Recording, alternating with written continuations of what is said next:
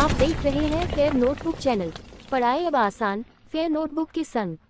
स्वागत है आपका फेयर नोटबुक चैनल की ओर से। आज की हमारी वीडियो का विषय है वस्तु विनिमय से मुद्रा तक।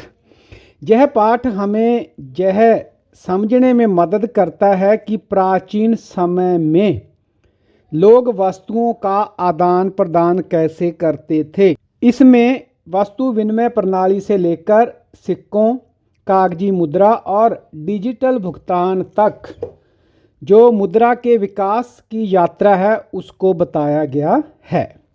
वीडियो में आप पाठ का सारांश, क्रियाकलाप तथा प्रश्न उत्तर देखेंगे। इस वीडियो को देखने के बाद आप जान पाएंगे मुद्रा प्रचलन से पहले विनिमय कैसे होता था, मुद्रा प्रचलन में क्यों आई और समय के साथ मुद्रा विभिन्न रूपों में कैसे परिवर्तित हुई। शुरू करते हैं अध्याय।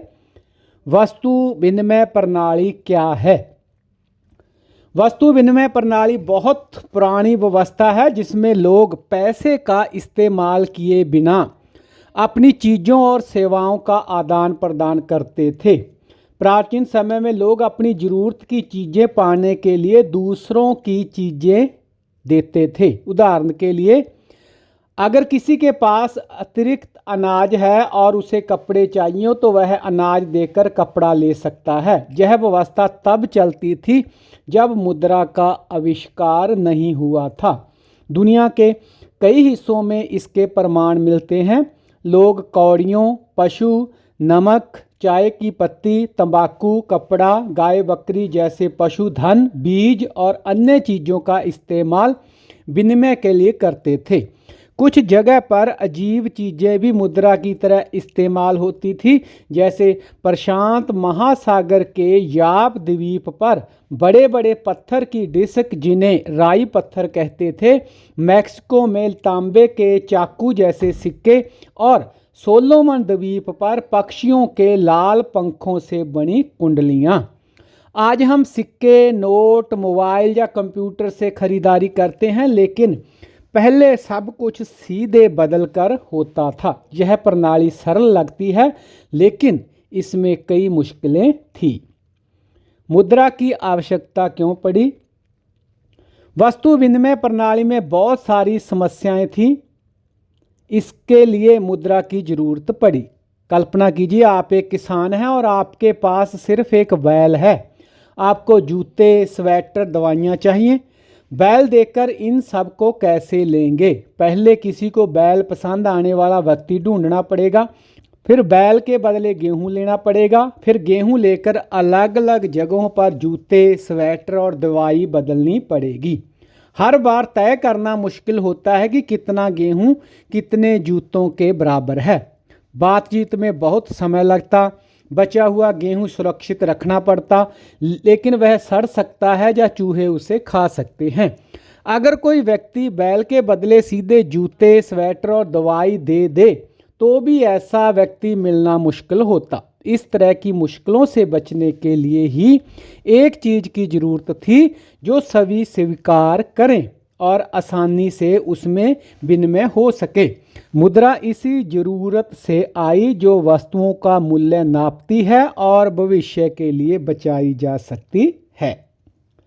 वस्तु विनिमय की मुख्य समस्याएं।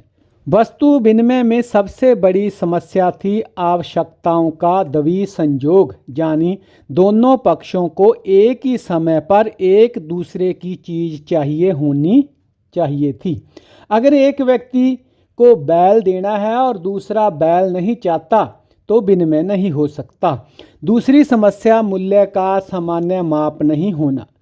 कितने गेहूं एक जोड़ी जूते के बराबर हैं, यह तय करना मुश्किल था और लंबी बहस होती थी। तीसरी समस्या विभाज्यता थी, यानी बैल को आधा करके स्वेटर के बदले नहीं दिया जा सकता। चौथी समस्या सुवाह्यता की। बैल या गेहूं को हर जगह ले जाना मुश्किल और महंगा था। पांचवी समस्या टिकाऊपन की। गेहूं ज़्यादा दिन नहीं रखा जा सकता था, सड़ जाता या उसमें कीड़े पड़ जाते। इन सब समस्याओं से व्यापार मुश्किल हो जाता था। मुद्रा आने से ये सारी दिक्कतें दूर हो गई, क्योंकि मुद्रा आसानी से बांटी जा सकती है, ले जाई जा सकती है, लंबे समय तक रखी जा सकती है और सभी इसका मूल्य समझते हैं। आजकल वस्तु विनिमय के उदाहरण। हालांकि मुद्रा ने वस्तु विनिमय को ख़त्म कर दिया है, लेकिन कुछ जगहों पर आज भी यह चलता है। असम के मोरी गांव जिले में जोन बोल मेला लगता है, जहां तिवा, कार्बी, खासी, जैंतियाँ जनजातियाँ इकट्ठी होती हैं, जहां लोग कंदमूल, सब्जियां, फल, जड़ी बूटियां, मसाले और हस्तकला की चीज़ें आपस में बदलते हैं। मैदानी इलाकों से आए लोग चावल के पिठा देते हैं। एक और उदाहरण जो है पुस्तक विनिमय भी है, जहां बच्चे अपनी पुरानी किताबें बदलकर नई किताबें लेते हैं। तीसरा आम उदाहरण पुराने कपड़ों के बदले बर्तन लेना है, जहां विक्रेता घर घर जाकर पुराने कपड़े लेता है और नए बर्तन दे देता है। यह दोनों पक्षों के लिए फ़ायदेमंद होता है, क्योंकि अनावश्यक चीज़ें निकल जाती हैं और नई चीज़ें मिल जाती हैं। ये उदाहरण दिखाते हैं कि कुछ जगहों पर पुरानी परंपरा आज भी जीवित है। मुद्रा के महत्वपूर्ण कार्य। मुद्रा के 4 मुख्य कार्य हैं। पहला, यह विनिमय का माध्यम है, यानी चीज़ें खरीदने बेचने के लिए सभी इसे स्वीकार करते हैं। दुकानदार सामान देता है, हम मुद्रा देते हैं। फिर दुकानदार मुद्रा से मजदूरों को वेतन देता है, मजदूर अपनी ज़रूरतें पूरी करते हैं। दूसरा, मूल्य का संग्रह है, यानी मुद्रा को लंबे समय तक बचाकर रखा जा सकता है, सुरक्षित रखा जा सकता है और इसे बाद में भी इस्तेमाल किया जा सकता है, जबकि गेहूं जैसी चीज़ें सड़ जाती हैं। तीसरा, मूल्य का माप है, इससे सभी चीज़ों की कीमत आसानी से पता चलती है और तुलना की जा सकती है। चौथा, स्थगित भुगतान का मानक है, यानी आज सामान ले लो तो बाद में पैसे दे दो, जैसे कर्ज या फिर किश्त देकर। उदाहरण के लिए, अगर किताब 100 रुपये की है और आपके पास 50 है, तो बाद में भी आप बाकी पैसे दे सकते हैं। मुद्रा ने व्यापार को आसान बना दिया है। मुद्रा के रूपों में बदला। मुद्रा का सफ़र बहुत लंबा है। पहले वस्तु विनिमय था, फिर अलग अलग चीज़ें मुद्रा बनी। सबसे पुराना रूप सिक्के थे। शासक सिक्के डालते थे और अपने राज्य में चलाते थे। मजबूत शासकों के सिक्के दूसरे राज्यों में भी चलने लगते थे, जिससे कि व्यापार करना आसान हुआ। सिक्के बनाने की प्रक्रिया को मीटिंग कहते हैं। समय के साथ सिक्कों से कागजी नोट आए, फिर प्लास्टिक कार्ड और अब डिजिटल पेमेंट। मुद्रा ने हमेशा व्यापार को सरल बनाया। आज मुद्रा वर्तमान और भविष्य को जोड़ती है, जैसा डॉन मेनार्ड कीन्स ने कहा है। इसे अनदेखा न करें के अंतर्गत जानकारी दी गई है। 1 आना रुपए के 1/16वें भाग के बराबर होता था। 1947 में 1 आने से 1 दर्जन केले खरीदे जा सकते थे। तो हमारे देश में जो सिक्कों की यात्रा है, उसको भी यहाँ पर चित्र के माध्यम से दर्शाया गया है। जैसे 1/2 आना 1918 का है, इसी तरह 1/4 आना 1943 का सिक्का आप देख रहे हैं और 1 पैसा 1945 का सिक्का। वर्तमान में हम देखते हैं कि विभिन्न अंकित मूल्यों के लिए अलग अलग आकार के सिक्के हैं और प्रत्येक सिक्के पर हिंदी और अंग्रेजी दोनों भाषाओं का प्रयोग किया जाता है। देश के महत्वपूर्ण आयोजनों के उपलक्ष्य में विभिन्न स्मृति चिन्ह के रूप में भी सिक्के जारी किए जाते हैं। अगली जानकारी है कि भारत सरकार ने 2010 में रुपए के चिन्ह को स्वीकृति दी। यह भारतीय प्रौद्योगिकी संस्थान बॉम्बे मुंबई के उदय कुमार द्वारा डिजाइन किया गया था। यह चिन्ह देवनागरी लिपि के अक्षर र और रोमन अक्षर आर का मिश्रण है, जिसमें ऊपर की ओर 2 समानांतर क्षैतिज रेखाएं राष्ट्रीय ध्वज का प्रतिनिधित्व करती हैं और बराबर चिन्ह का भी प्रतिनिधित्व करती हैं। तो आप स्क्रीन पर देख सकते हैं 2021 में स्वतंत्रता के 75 वर्ष पूरे होने के उपलक्ष्य में एक प्रतीकात्मक सिक्का जो जारी किया गया है।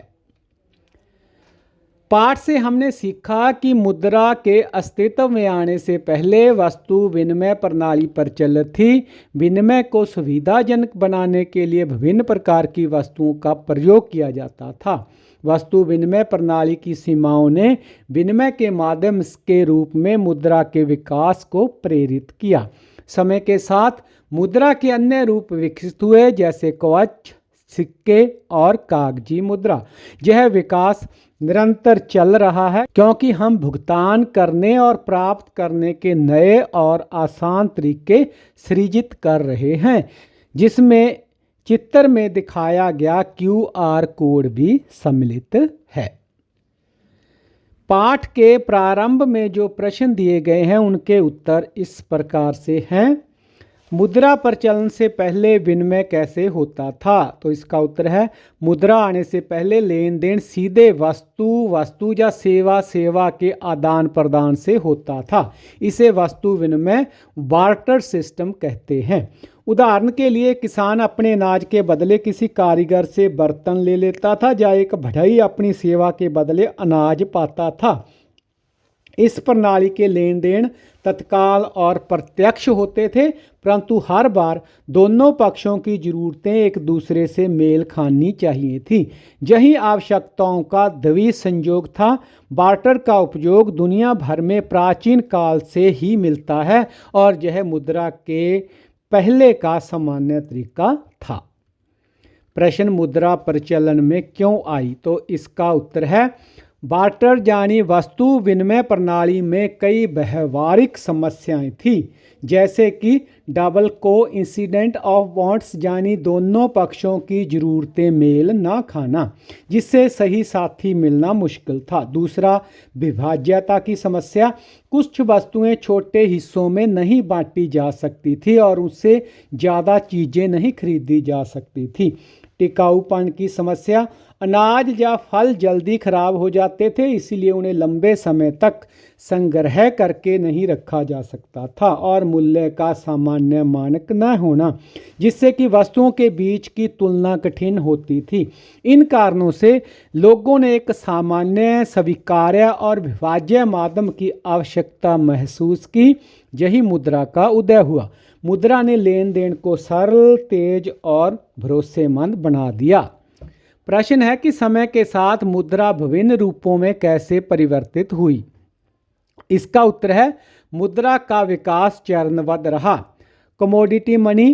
पहले कुछ वस्तुएं जैसे नमक, कौड़ी, पशुधन आदि को मूल्य के रूप में स्वीकार किया गया। ये वस्तुएं स्वयं उपयोगी थी। धातु सिक्के। बाद में सोना, चांदी, तांबे के सिक्के बने। ये टिकाऊ, विभाज्य और स्वीकार्य थे। सिक्कों पर राज्य के चिन्ह भी अंकित होते थे। उसके बाद कागजी नोट। सिक्कों के भारीपन और परिवहन की दिक्कतों के कारण कागजी नोट आए, जिन्हें बैंक या राज्यों ने गारंटी दी। इसके बाद बैंकिंग और क्रेडिट।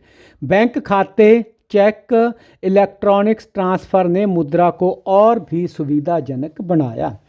डिजिटल मुद्रा और इलेक्ट्रॉनिक्स भुगतान। आज mobile wallet, net banking, card, crypto currency जैसे नए रूप प्रचलित हैं। ये बिना भौतिक नोट सिक्कों के त्वरित लेन देन संभव करते हैं। इस तरह मुद्रा ने भौतिक से डिजिटल रूप की ओर कदम बढ़ाया है। इस पाठ के बीच में जो क्रियाकलाप और प्रश्न दिए गए हैं उनके उत्तर इस प्रकार से हैं। जैसे कि जहाँ पर एक गतिविधि दी गई है, कल्पना कीजिए कि आप एक किसान हैं और जहाँ आप रहते हैं वहाँ लोग वस्तु विनिमय प्रणाली का प्रयोग करते हैं। आपको जहाँ अनेक प्रकार की वस्तुओं की ज़रूरत है, जैसे एक जोड़ी जूते, एक स्वेटर और अपनी दादी के लिए दवाइयाँ, परंतु आपके पास देने के लिए केवल एक बैल ही है। इस बैल का विनिमय करके आप कैसे विभिन्न प्रकार की आवश्यक जरूरी चीज़ों को विभिन्न लोगों और स्थानों से प्राप्त करेंगे? इसमें आपको किस प्रकार की चुनौतियों का सामना करना पड़ सकता है? तो इसका उत्तर है कि पहले हम बैल के बदले गेहूं लेना पड़ेगा, फिर गेहूं लेकर अलग अलग जगहों पर जूते, स्वेटर और दवाइयाँ लेनी पड़ेंगी। इसमें जो चुनौतियां हैं, व्यक्ति ढूंढना जो बैल चाहता हो, उसका मूल्य तय करना, भारी गेहूं को उठाना, घर ले जाना, उसका भंडारण करना, और इसमें गेहूं के खराब होने का खतरा भी बना रहता है। बहुत समय और मेहनत लगेगी। क्या आसानी से कोई ऐसा व्यक्ति मिल सकता है जो बैल के बदले सीधे जूते, स्वेटर और दवाइयाँ दे दे? नहीं, ऐसी स्थिति बहुत मुश्किल से बनती है, क्योंकि एक व्यक्ति के पास सभी जरूरी वस्तुएं होना और उसे बैल भी चाहिए, यह संयोग दुर्लभ ही बनता है। इसके बाद किसान की स्थिति में आपको किन चुनौतियों का सामना करना पड़ेगा? तो इसका उत्तर है सही व्यक्ति को ढूंढना, कई बार विनिमय करना, क्योंकि पहले बैल को बेचकर गेहूं और फिर गेहूं को कई जगह लेकर जाना, फिर उसके बाद वस्तुओं को लेकर आना, मूल्य पर सहमति बनाना, भंडारण और गेहूं के खराब होने की समस्या जो आपके पास बच जाएगा उसकी। प्रश्न, वस्तु विनिमय में आवश्यकताओं के द्वितीय संयोग के क्या उदाहरण है? तो किसान को जूते चाहिए, लेकिन जूते बनाने वाले को बैल नहीं चाहिए, या स्वेटर देने वाले को गेहूं नहीं चाहिए। दोनों पक्षों को एक दूसरे की वस्तु एक ही समय पर चाहिए होना भी जरूरी है। इसे ही द्वितीय संयोग कहते हैं। आइए विचार करें के अंतर्गत पृष्ठ संख्या 233 पर पूछा गया है, जो हमने पीछे उदाहरण देखा उसमें आवश्यकताओं के द्वितीय संयोग के क्या दृष्टांत हैं? उपयुक्त स्थिति में वे कौन से मामले हैं जहां आपको मूल्य के सामान्य मानक माप की कमी का सामना करना पड़ सकता है? तो इसका उत्तर है कि किसान के पास बैल है और उसे जूते, स्वेटर और दवाइयाँ चाहिए। इसके लिए ज़रूरी है कि कोई व्यक्ति बैल चाहता हो और उसके पास ठीक ये तीन चीज़ें यानी जूते, स्वेटर और दवाइयाँ हों। या अलग अलग उदाहरणों में जूते बनाने वाला बैल चाहे, स्वेटर बुनने वाला बैल चाहे, दवाइयाँ बनाने वाला बैल चाहे, लेकिन ये सब एक साथ मिलना बहुत कठिन है। यह द्वितीय संयोग इसलिए मुश्किल है क्योंकि दोनों पक्षों की इच्छाएं एक ही समय पर पूरी तरह से मेल खानी चाहिए। ये वे मामले हैं मूल्य के सामान्य मानक माप की कमी का सामना करना पड़ सकता है। मान लीजिए द्वितीय संयोग हो भी जाए और कोई व्यक्ति बैल के बदले जूते, स्वेटर और दवाइयाँ लेने को तैयार हो भी जाए, तब भी यह तय करना मुश्किल होगा कि एक बैल का मूल्य ठीक इन तीनों चीज़ों के बराबर है भी या नहीं। जैसे कि क्या बैल का मूल्य एक जोड़ी जूते, एक स्वेटर या फिर दवाइयाँ इनके बराबर है? अगर किसान को लगे कि बैल की कीमत ज़्यादा है और दूसरे व्यक्ति को लगे कि वह ज़्यादा दे रहा है, तो भी विनिमय संभव नहीं होगा, लेन देन नहीं होगा। मूल्य का कोई सामान्य माप जैसे कि रुपए न होने से दोनों पक्षों को लंबी बहस करनी पड़ सकती है और सहमति बनाना भी कठिन हो जाता। यही कारण है कि विनिमय रुक जाता और टल जाता। तो यही है जो द्वितीय संयोग ना होने के उदाहरण हैं। पृष्ठ संख्या 233 पर ही कुछ ऐसे उपाय बताएं जिससे मुद्रा के प्रयोग द्वारा किसान की स्थिति को सरल बनाया जा सके। तो मुद्रा के प्रयोग से किसान की स्थिति में सरलता आ सकती है। बैल बेचकर मुद्रा प्राप्त करना, किसान अपना बैल बेचकर पैसे ले सकता है और जरूरी आवश्यक वस्तुएं खरीद सकता है। उन पैसों से वह अलग अलग दुकानों या लोगों से जूते, स्वेटर और दवाइयाँ आसानी से प्राप्त कर सकता है। द्वितीय संयोग की समस्या खत्म। अब उसे एक ही व्यक्ति ढूंढने की जरूरत नहीं जो बैल चाहे और सभी वस्तुएं दे सके। सभी वस्तुओं की कीमत मुद्रा में होती है, इसलिए बहस या अनुपात तय करने की भी जरूरत नहीं पड़ेगी। मुद्रा छोटी, टिकाऊ और ले जाने में सुविधाजनक होती है। बचा हुआ हिस्सा उसे सुरक्षित रखा जा सकता है। इससे किसान का समय, मेहनत और उसकी चिंता बहुत कम हो जाती है। इसके बाद पृष्ठ संख्या 236 आइए पता लगाएं के अंतर्गत पहले दिए गए चित्रों में वस्तु विनिमय के कुछ तरीके दर्शाए गए हैं। पाठ पुस्तक में आप ये चित्र देख सकते हैं। क्या आपने अपने क्षेत्र में इस तरह के प्रयोगों का अवलोकन किया है, यानी वस्तु विनिमय होता हुआ देखा है? इस प्रक्रिया में लोगों को किस किस प्रकार के अनुभव होते हैं? इसका उत्तर है कि ग्रामीण क्षेत्रों में आज भी वस्तु विनिमय के कुछ उदाहरण देखने को मिल जाते हैं।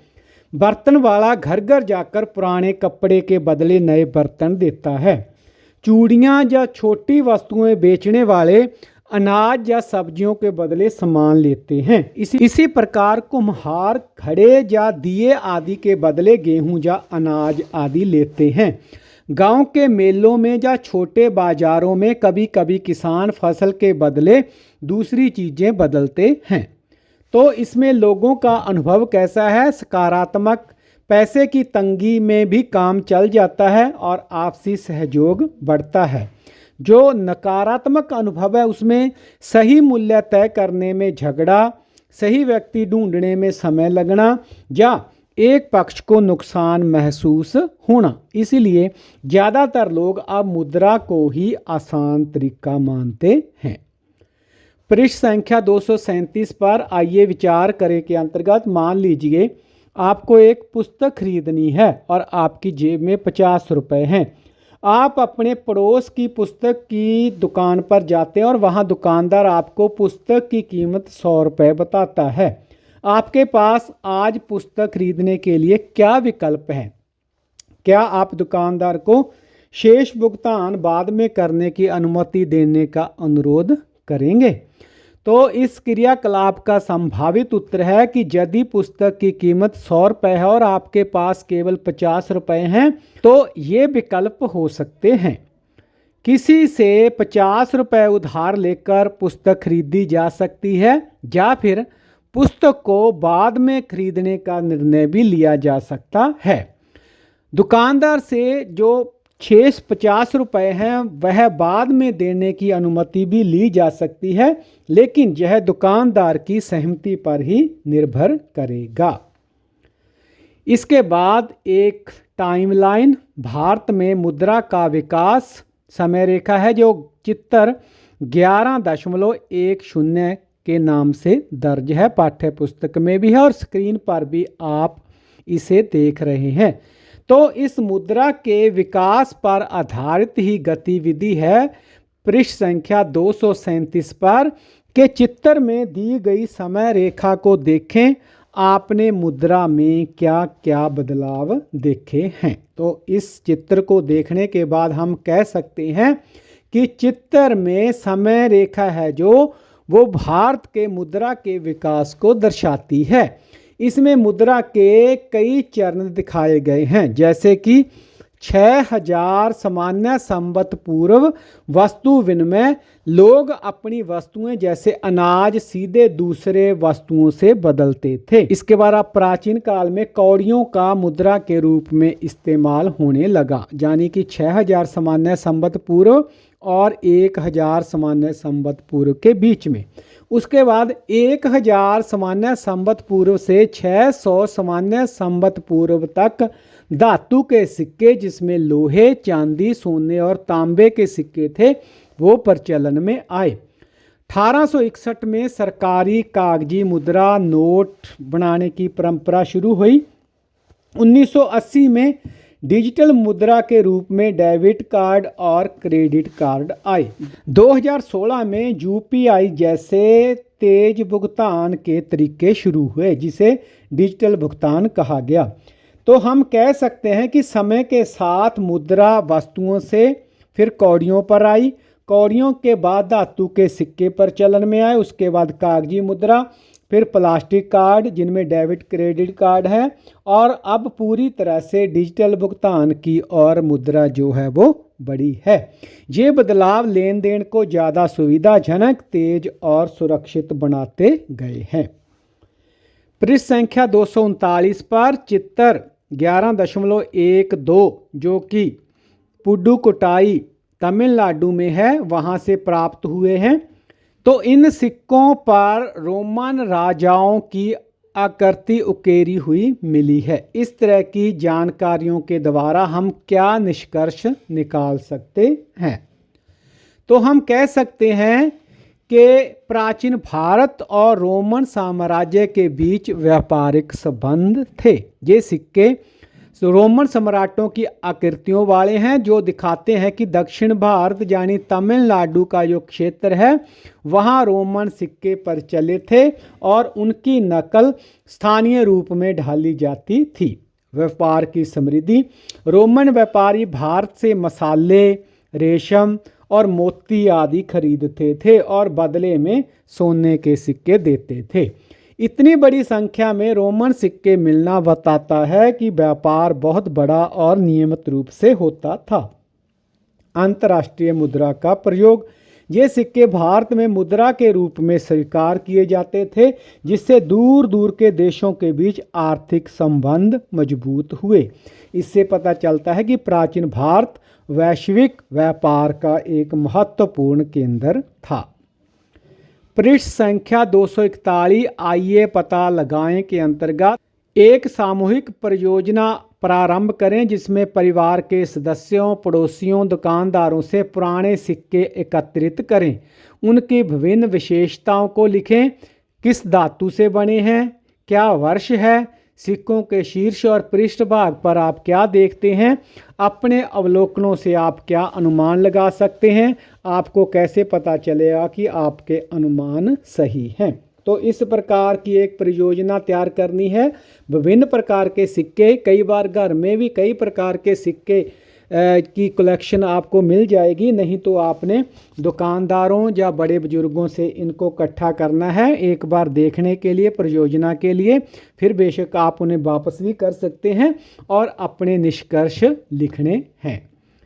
तो पुराने सिक्कों को देखकर हम अनुमान लगा सकते हैं कि अलग अलग समय में अलग अलग धातुओं जैसे तांबा, चांदी, निकल आदि का इन सिक्कों को बनाने में प्रयोग हुआ। सिक्कों पर अंकित वर्ष और चित्रों से उस समय के शासक, राष्ट्रीय प्रतीक या फिर ऐतिहासिक घटनाओं की जानकारी हमें मिल जाती है। शीर्ष और पृष्ठभाग के चिन्ह बताते हैं कि सिक्के किस काल और किस क्षेत्र से संबंधित हैं। तो हमारा जो हम अनुमान लगाते हैं उसकी जांच कैसे करें? हम अपने अनुमानों की पुष्टि पुस्तकों, इतिहास की पाठ्य पुस्तकों, संग्रहालयों की जानकारी या इंटरनेट और विश्वसनीय स्रोतों से तुलना करके कर सकते हैं। हमारी जानकारी इन स्रोतों से मेल खाती है तो हमारे अनुमान ठीक माने जा सकते हैं। पृष्ठ संख्या 241 पर ही है कि आपके विचार में क्या हुआ होगा जब सिक्कों का प्रयोग हर प्रकार के लेन देन के लिए शुरू हुआ होगा, चाहे वह सब्जियां हो, जमीन खरीदना हो। ऐसी क्या समस्याएं उत्पन्न हुई होंगी? तो इसका उत्तर है कि जब सिक्कों का प्रयोग हर प्रकार के लेन देन में होने लगा तो कुछ समस्याएं भी उत्पन्न हुई होंगी। सबसे पहले विभिन्न सिक्कों की समस्या। अलग अलग शासक अपने सिक्के ढालते थे जिनका वजन, उनकी शुद्धता या मूल्य अलग अलग होता था। एक राज्य के सिक्के दूसरे राज्य में कम मूल्य में स्वीकार किए जाते थे या फिर स्वीकार नहीं भी किए जाते थे। नकली सिक्कों का डर। मिलावट वाले या नकली सिक्के बनने लगे, इसलिए हर बार सिक्कों को तोलना, उन्हें जांचना परखना पड़ता था। छोटे लेन देन में कठिनाई। सब्जियों जैसे छोटे सामान के लिए छोटे सिक्के कम होते थे, इसलिए छुट्टे देने में दिक्कत होती थी। बड़े लेन देन में असुविधा। जमीन खरीदने के लिए बड़े सौदों में भारी मात्रा में सिक्के ले जाने पड़ते थे, उन्हें गिनना और उन्हें सुरक्षित रखना मुश्किल था और जोखिम भरा भी था।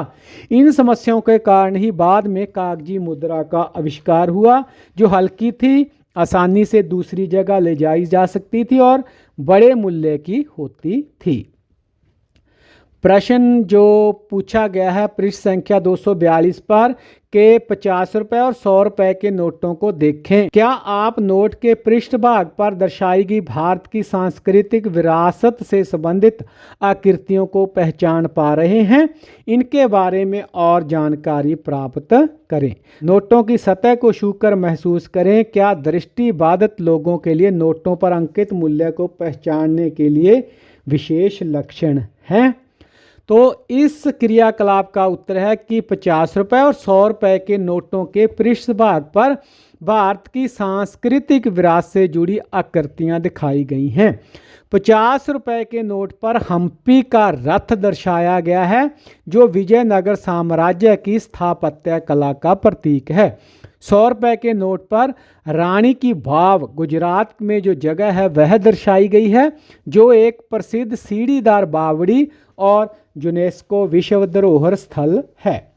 दृष्टिबाधितों के लिए विशेष लक्षण: नोटों पर उभरी जो प्रिंटिंग, अंकों और चित्रों पर अलग अलग आकार के नोट विशेष ज्यामिति चिन्ह जैसे कि त्रिकोण, वृत्त, वर्ग और कोणों पर उभरी एंगुलर लाइनें छूकर मूल्य को पहचाना जा सकता है। पाठ के अंत में जो प्रश्न दिए गए हैं उनके उत्तर इस प्रकार से हैं। वस्तु विनिमय प्रणाली कैसे कार्य करती थी और इस प्रणाली में किस प्रकार की वस्तुओं का प्रयोग विनिमय हेतु किया जाता था? इसका उत्तर है वस्तु विनिमय प्रणाली में लोग मुद्रा के बिना अपनी अतिरिक्त वस्तुओं या सेवाओं को सीधे दूसरी वस्तुओं से बदलते थे, जैसे अनाज देकर कपड़ा लेना। प्रयोग में होने वाली वस्तुएं कौड़ियाँ, पशुधन जैसे कि गाय, बकरी, बैल आदि, नमक, चाय पत्ती, तंबाकू, बीज, बड़े पत्थर की डिस्क जिन्हें राई पत्थर कहा जाता था, तांबे के चाकू और पक्षियों के पंखों की कुंडलियाँ आदि। इसके बाद प्रश्न है कि वस्तु विनिमय प्रणाली की क्या विशेषताएं थी? जो इसकी मुख्य विशेषताएं थी उनमें आवश्यकताओं का द्वि संयोग, दोनों पक्षों को एक दूसरे की वस्तुएं चाहिए होना। दूसरा है मूल्य का सामान्य माप न होना, अनुपात तय करना कठिन होता था, विभाज्यता की कमी, बैल आदि को हम छोटी वस्तुओं को खरीदने के लिए प्रयोग नहीं कर सकते थे। सुवाह्यता की समस्या, भारी वस्तु ले जाना मुश्किल होता था, टिकाऊपन की कमी, अनाज आदि चीज़ें जो है वो गल सड़ जाती थी। प्रश्न: प्राचीन भारतीय सिक्कों की मुख्य विशेषताएं क्या थी? इसका उत्तर है प्राचीन भारतीय सिक्के मुख्यतः धातु, सोना, चांदी, तांबा और लोहा के होते थे। वे पंच चिन्हित पंच मार्कड थे, यानी उन पर विभिन्न प्रतीक जैसे कि सूर्य, पशु, पेड़ आदि अंकित होते थे। शासक अपने नाम या चिन्ह अंकित करवाते थे, जो गोल, चौकोर और अनियमित आकार के होते थे। प्रश्न है समय के साथ मुद्रा विनिमय के माध्यम के रूप में कैसे परिवर्तित हुई? तो सबसे पहले वस्तु विनिमय में लेन देन होता था, उसके बाद कौड़ियाँ और अन्य वस्तुओं में होने लगा। धातु के सिक्के प्राचीन काल में जो है चलने लगे, उसके बाद कागजी मुद्रा प्रचलन में आई। इसके बाद प्लास्टिक कार्ड जिन्हें क्रेडिट या डेबिट कार्ड भी कहा जाता है वो प्रचलन में आए। उसके बाद डिजिटल भुगतान होने लगा। इससे लेन देन तेज, सुरक्षित, सुविधाजनक होता गया। प्रश्न है प्राचीन काल में कौन से कदम उठाए गए होंगे जिससे भारतीय सिक्के विभिन्न देशों में विनिमय का माध्यम बन सके?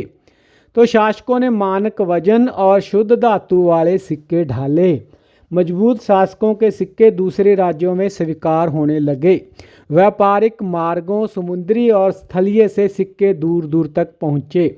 रोमन सिक्कों की नकल कर स्थानीय सिक्के बनाए गए, जिससे अंतर्राष्ट्रीय व्यापार में विश्वास बढ़ने लगा।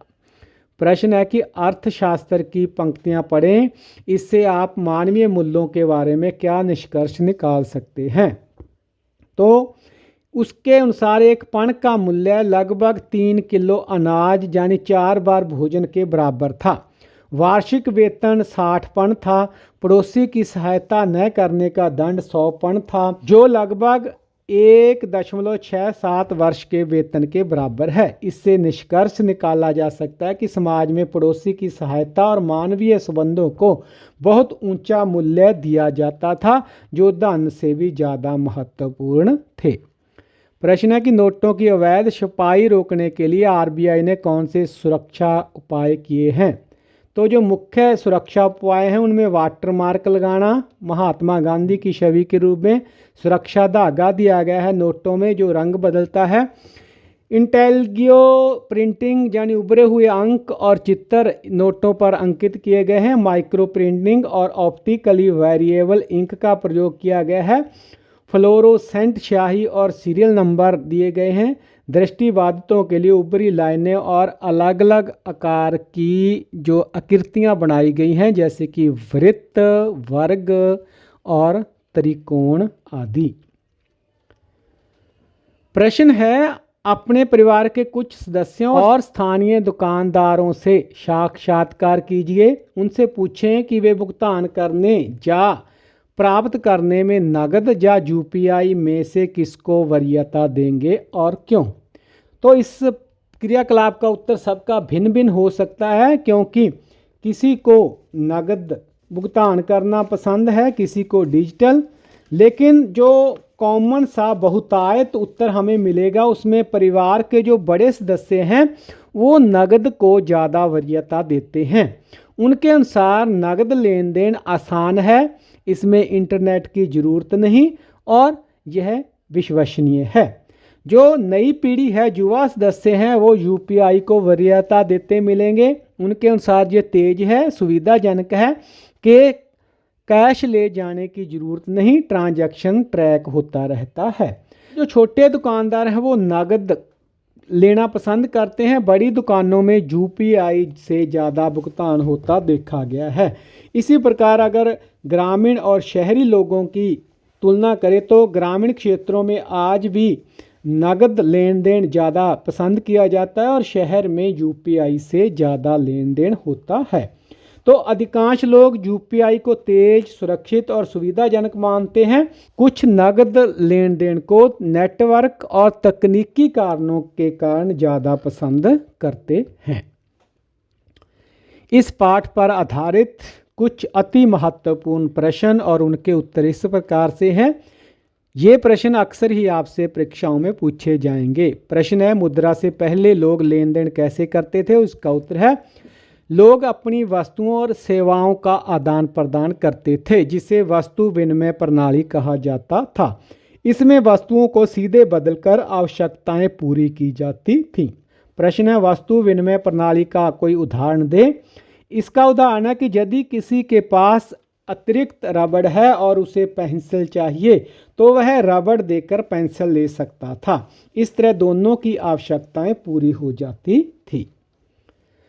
प्रश्न है कि वस्तु विनिमय प्रणाली में कौन कौन सी वस्तुएं प्रयोग होती हैं। तो इसका उत्तर है, लोग कौड़ी, कवच, नमक, तंबाकू, कपड़ा, पशुधन और बीज जैसी वस्तुओं का विनिमय करते थे। ये वस्तुएं उस समय व्यापार का आधार थी। प्रश्न, आवश्यकताओं का द्वि संयोग क्या है। तो इसका उत्तर है, जब दो व्यक्तियों की आवश्यकताएं एक दूसरे से मेल खाएं और वे वस्तुएं बदलने को तैयार हों, इसे ही द्वि संयोग कहते हैं। यह वस्तु विनिमय की सबसे बड़ी शर्त होती थी। प्रश्न है, वस्तु विनिमय प्रणाली में मूल्य तय करना क्यों कठिन था। तो इसका उत्तर है, क्योंकि मूल्य का कोई सामान्य मानक माप नहीं था। हर व्यक्ति अपनी सुविधा के अनुसार वस्तु का मूल्य तय करता था। प्रश्न है कि विभाज्यता की समस्या क्या है। तो इसका उत्तर है, जब कोई वस्तु छोटे हिस्सों में नहीं बांटी जा सकती, जैसे बैल को हम टुकड़ों में नहीं बांट सकते, तो इसे ही विभाज्यता की समस्या कहते हैं। प्रश्न, मुद्रा की आवश्यकता क्यों पड़ी। इसका उत्तर है, क्योंकि वस्तु विनिमय प्रणाली में कई कठिनाइयां थी। एक सामान्य माध्यम की जरूरत थी जिससे लेन देन सरल हो सके, इसीलिए मुद्रा की आवश्यकता महसूस हुई। प्रश्न, मुद्रा का सबसे बड़ा लाभ क्या है। तो इसका उत्तर है, यह सभी लोग स्वीकार करते हैं और इसमें लेन देन आसानी से हो जाता है। साथ ही यह टिकाऊ और विभाज्य भी होती है। प्रश्न, मुद्रा मूल्य का संग्रहण कैसे करती है। इसका उत्तर है, मुद्रा को लंबे समय तक सुरक्षित रखा जा सकता है। भविष्य में इसका प्रयोग करके वस्तुएं खरीदी जा सकती हैं।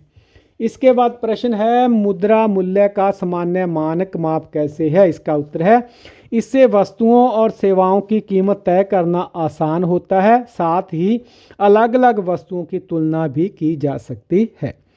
प्रश्न, स्थगित भुगतान का क्या अर्थ है। तो इसका उत्तर है, भविष्य में भुगतान करने की सुविधा को स्थगित भुगतान कहते हैं, जैसे आज उधार पर वस्तु लेना और बाद में उसके पैसे देना। प्रश्न है कि किसान की कहानी में उसे कौन कौन सी समस्या आई। तो इसका उत्तर है कि बैल को बांटना कठिन था, गेहूं टिकाऊ नहीं था और वस्तुओं का मूल्य तय करना मुश्किल था। इन सब ने विनिमय को जटिल बना दिया। प्रश्न, असम का कौन सा मेला वस्तु विनिमय पर आधारित है? तो असम के मोरीगांव जिले का जोन बोल मेला वस्तु विनिमय पर आधारित है, जहां लोग अपने उत्पादों का आदान प्रदान करते हैं। प्रश्न है कि जोन बोल मेले में लोग क्या करते हैं? इसका उत्तर है लोग सब्जियां, फल, जड़ी बूटियां और हस्त निर्मित वस्तुएं लाकर एक दूसरे से विनिमय करते हैं। यह परंपरा आज भी जीवित है। इसके बाद प्रश्न है कि पुस्तक विनिमय क्लब का क्या लाभ है? इसका उत्तर है बिना पैसा खर्च किए नई किताबें पढ़ने का इससे अवसर मिलता है। लोग अपनी पुरानी किताबें बदलकर नई किताबें ले सकते हैं। प्रश्न, पुराने कपड़े के बदले लोग क्या लेते हैं? लोग पुराने कपड़ों के बदले में नए बर्तन या घरेलू सामान लेते हैं। इससे परिवार को नई वस्तुएं मिलती हैं और पुरानी वस्तुएं घर से हट जाती हैं। प्रश्न, मुद्रा के मूलभूत कार्य कौन कौन से हैं? तो इसका उत्तर है विनिमय का माध्यम, मूल्य का संग्रहण, मूल्य का मानक माप और स्थगित भुगतान। ये मुद्रा के मुख्य कार्य हैं। इसके बाद प्रश्न, मुद्रा को टिकाऊ क्यों माना जाता है? इसका उत्तर है क्योंकि इसे लंबे समय तक सुरक्षित रखा जा सकता है, यह सड़ती या खराब नहीं होती। प्रश्न, आज लोग लेन देन के लिए किन माध्यमों का प्रयोग करते हैं? तो इसका उत्तर है आज लोग सिक्के, कागजी मुद्रा यानी नोट, मोबाइल फ़ोन और कंप्यूटर का लेन देन के लिए प्रयोग करते हैं। डिजिटल लेन देन आजकल ज़्यादा लोकप्रिय हो रहा है। प्रश्न, माइक्रोनेशिया के याप द्वीप पर कौन सी मुद्रा प्रयोग होती थी? वहाँ पर पत्थर की बड़ी डिस्क, जिसे राई पत्थर कहते थे, मुद्रा के रूप में प्रयोग होती थी। प्रश्न है, सोलोमन द्वीप पर कौन सी मुद्रा प्रयोग होती थी? तो वहाँ पर पक्षियों के लाल पंखों से बनी तेवाऊ मुद्रा जो है वो प्रयोग होती थी। प्रश्न, एज़टेक लोग किस प्रकार की मुद्रा का प्रयोग करते थे? वे लोग तांबे के ताजार्डो प्रयोग करते थे, जो चाकू के आकार की मुद्रा थी। प्रश्न है, मुद्रा ने व्यापार को कैसे आसान बनाया? तो इसका उत्तर है क्योंकि यह सभी द्वारा स्वीकार की गई और वस्तुओं के मूल्य तय करने में भी सहायक बनी। इससे लेन देन करना भी सरल हो गया। वीडियो देखने के लिए आपका धन्यवाद। If you found this video informative, then please like and share, and subscribe to the channel Fair Notebook. Thank you for watching the video. अगले पाठ का वीडियो देखने के लिए नेक्स्ट वीडियो पर क्लिक करें और सभी पाठों के लिए फुल प्लेलिस्ट पर क्लिक करें।